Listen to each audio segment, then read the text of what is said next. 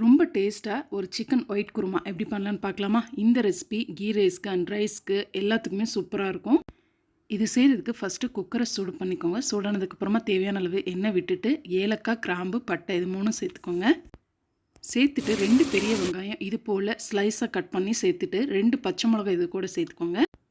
நல்லா வதங்கினதுக்கப்புறமா ஒரு அரை தக்காளி சேர்த்துக்கோங்க. இந்த குருமாவுக்கு தக்காளி நிறைய போடக்கூடாது. 1 டீஸ்பூன் இஞ்சி பூண்டு சேர்த்துட்டு நல்லா ஒரு தடவை வதக்கி விட்டுருங்க. இப்போ நல்லா கழுவி சுத்தம் பண்ணி வச்ச சிக்கனை இது போல் சேர்த்துட்டு ஒரு மிக்ஸ் கொடுத்துருங்க.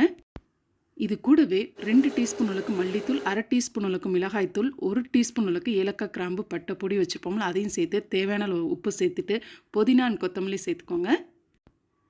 அவ்வளோதான். இப்போ ஒரு தடவை நல்லா மிக்ஸ் பண்ணி விட்டுருங்க. மசாலா எல்லாமே சிக்கனோட சேர்ந்ததுக்கப்புறமா 1 கப் அளவுக்கு தயிர் சேர்த்துக்கோங்க. தயிர் நல்லா கட்டியாக இருக்க மாதிரி பார்த்துக்கோங்க. இப்போ ஒரு மிக்ஸி ஜாரில் ஊற வச்ச முந்திரி பருப்பு அண்டு தேவையான அளவு தேங்காய் சேர்த்துக்கோங்க. இப்போ இதை நல்லா ஃபைனாக அரைச்சிட்டு வந்துடலாம். சிக்கனோட மசாலா எல்லாம் கோட்டானதுக்கப்புறமா இதில் 2 பெரிய உருளைக்கிழங்கு சேர்த்துக்கோங்க. அண்ட் நம்ம அரைச்சி வச்சோம்லையே அந்த பேஸ்ட்டை ஆட் பண்ணிவிட்டு தேவையான அளவு தண்ணி விட்டுட்டு நல்லா ஒரு தடவை மிக்ஸ் பண்ணி விட்டுருங்க. இப்போ க்ளோஸ் பண்ணி சரியாக 3 விசில் வர்ற வரைக்கும் ப்ரெஷர் குக் பண்ணி எடுத்துடலாம்.